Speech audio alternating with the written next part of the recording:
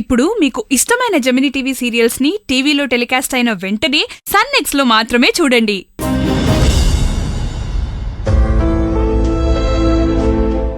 ఈ పాటంటే కావ్యకి చాలా ఇష్టం అక్క. నేను పాడితే తనందుకునేది. చెల్లిని భుజాన వేసుకుని అమ్మలాగా లాలించేది. శ్రావ్యకి గుర్తుందో లేదో గాని కావ్య మాత్రం ఈ పాట ఒక పాఠంలాగా రోజు పాడుకునేది. ఈ కన్నతల్లిని గుర్తుపట్టాలంటే ఈ అమ్మ పాడిన జోలపాటే గుర్తు. నేను తప్ప ఏ అమ్మ పాడలేని పాటిది. చదివింది 5వ తరగతి అయినా నా బిడ్డల కోసం ప్రేమతో ఈ పాటను రాసుకున్నా కదా కావ్య.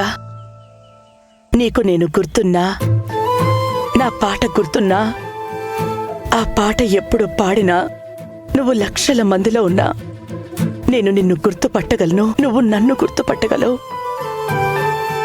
అసలు ఈ తల్లి మీకు గుర్తుందా అమ్మా? 5 ఏళ్ల పాప ఎన్నేళ్లవుతుంది.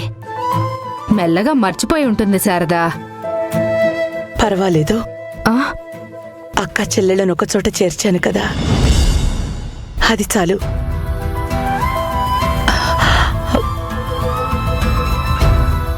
కావ్య, నీ మేనత్త మాధవి దృష్టి మీ మీద పడకూడదు. ఒకవేళ మీ ఆచూకీ తెలుసుకుంది అంటే మీ ఇద్దరికీ ప్రమాదం. ఆ ప్రమాదం నుంచి నీ చెల్లిని కాపాడుకునే బాధ్యత నీదేనమ్మా. శ్రావ్యకి నువ్వే రక్ష. కన్న తల్లివి, నువ్వే కనిపెట్టలేకపోయావు. మీ వదిన నీ బిడ్డల్ని సరిగ్గా చూడని కూడా చూడలేదు కదా, ఎలా గుర్తుపడుతుంది? అవునక్క, నేనంత దూరం ఆలోచించలేదు. నా బిడ్డల్ని మా వదిన గుర్తుపట్టడం అసాధ్యం. ఇప్పుడు మనసుకి ప్రశాంతంగా అనిపిస్తోంది. వాళ్ళిద్దరికీ ఏ దిష్టి తగలకుండా పూసల దండలు వేశానక్క. నా బిడ్డలు క్షేమంగా ఉంటారు, అది చాలు నాకు. నీ బాధను ఆ దేవుడు చూసి తొందరగా మీ ముగ్గురిని ఒక్కచోట చేర్చాలని నేను మనస్ఫూర్తిగా కోరుకుంటున్నాను శారదా. అయ్యో, అలా జరగకూడదక్క. మేము ముగ్గురం ఒకే చోట ఉండకూడదు.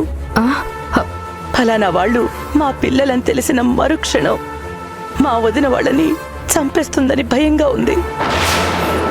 వాళ్ళ ఆచూకీ నాకు మాత్రమే తెలియాలి. దూరం నుంచి చూసి నేను వాళ్ళకి దూరం అయిపోవాలి, అంతే అక్క. తథాస్తు.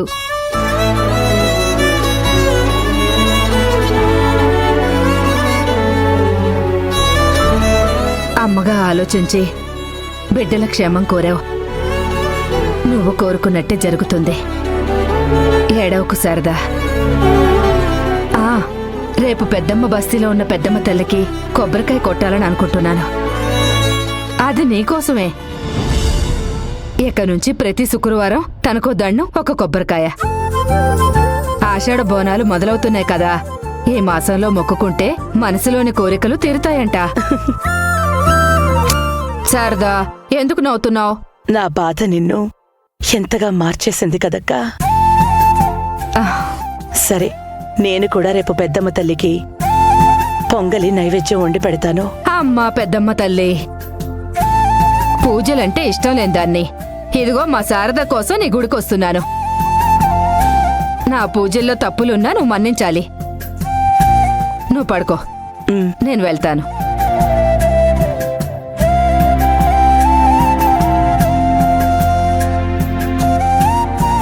చూసారా కావ్య, శ్రావ్య, మీ జలజత్త రౌడీరాండ్లా ఉండేది మీ వల్ల మెల్లగా మారుతోంది.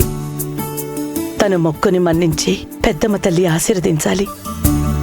మిమ్మల్ని నన్ను ఒక్కసారైనా కలపాలి, అంతే. అంతకంటే నాకు పెద్ద కోరికలేమీ లేవు.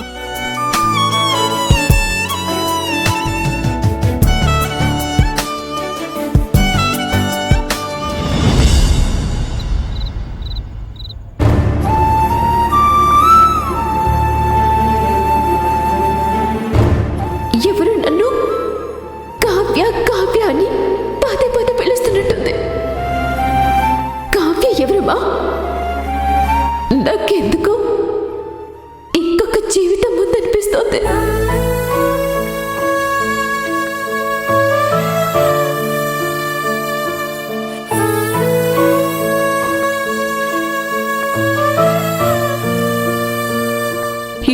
నుంచి ఏం లాభమయ్యా? నన్ను క్షమించు రమణమ్మ. కావ్యని నా చేతుల్లో తెచ్చిపెట్టినప్పుడు నేను చాలా సంబరపడ్డాను. కానీ నువ్వు తనని ఏ తల్లి దగ్గర నుంచి దోచుకొచ్చావో, లేకపోతే ఎవరి దగ్గర నుంచైనా కాపాడుకొచ్చావో ఇప్పటికీ నాకు అర్థం కావట్లేదు. లేదు లేదు, నా బిడ్డ విషయంలో నేను ఎప్పుడు అబద్ధం చెప్పను రావణమ్మా. అవునక్క, బావ కావ్య విషయంలో అలా చేయలేదు. నేనే సాక్ష్యం. రావణమ్మా, నా జ్యోతి నిన్ను పాట పాడమన్నప్పుడు నా గుండె ఆగినంత పనైంది. బావా, అక్క పాట పాడకపోయుంటే నిజంగానే గుండె ఆగిపోయేది. రావణమ్మా, చాలా మంచి పని చేసావు. జ్యోతికి ఇష్టమైన జోలపాట పాడావు. అవును, ఆ పాట జానపదమా? అప్పుడప్పుడు రేడియోలో వస్తుంటుందా? కాదు, ఇది రేడియోలో వచ్చే పాట కాదయ్యా. కావ్య కన్న తల్లి నేర్పించిన జోల పాట.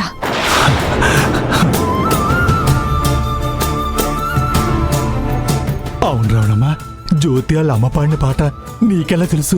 బిడ్డని నువ్వెత్తుకొచ్చిన కొత్తలో అదే పాట పాడుతూ ఉండేది కదయ్యా. చిన్నప్పుడు తలకి గాయమై గతం మర్చిపోయినా ఆ పాట మాత్రం బాగా గుర్తుపెట్టుకుంది. రోజు పదే పదే పాడుతూ ఉండేది. నాకు ఈ పాట తలలో దూరిపోయి బిడ్డకి వంత పాడేదాన్ని. కొన్నాళ్లకు మెల్లిగా తను మర్చిపోయింది, నేను మర్చిపోయాను. కానీ ఇప్పుడు ఈనాళ్లకు తన తలకి దెబ్బ తగిలి మళ్ళీ ఇలా గుర్తొస్తుందని నేను కలలో కూడా అనుకోలేదయ్యా. అదృష్టం బాగుండి నీకు ఆ పాట గుర్తొచ్చింది. లేదంటే బిడ్డకి మన మీద అనుమానం వచ్చుండేది. అట్టా జరిగితే మాత్రం ఈ తల్లికి ఊపిరాగిపోతుందయ్యా. రావణమ్మా, అక్క, ఏంటో మాటలు? నువ్వు పాట పాడావు కదా, బుజ్జమ్మకి ఇంక అనుమానమే రాదు. ఇవాళ నుంచి మనం తప్ప తనకెవ్వరు గుర్తుండరు.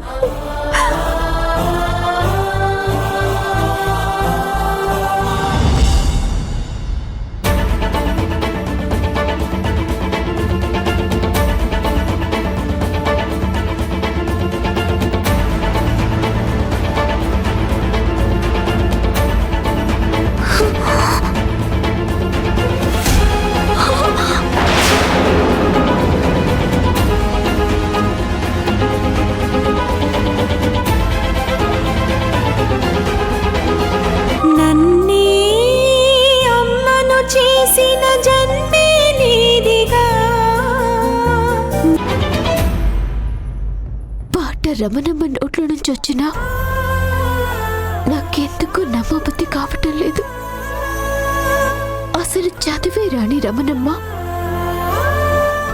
అంత చక్కగా ఎలా పాడగలదు? కలలో కనిపించిన మనిషికి రమణమ్మకి పోలికే లేదు. అయినా రమణమ్మకి ఈ పాట ఎలా తెలుసు? నాకేం గుర్తు రావట్లేదు. రమణమ్మ చెప్పింది అబద్ధమైతే నా కలలో మసక మసకగా కనిపించే ఆవిడెవరు? నాకు ఆవిడకి ఏంటి సంబంధం?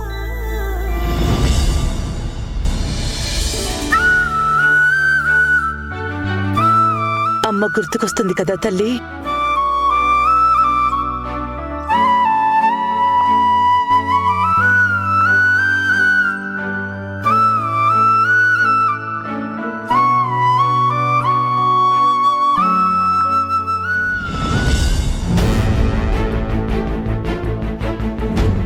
నా సమస్యకి పరిష్కారం మాత్రం ఆ శారద చావే. అది దాని పిల్లలు అంతమైతేనే నా పగ తీరుతుందిరా.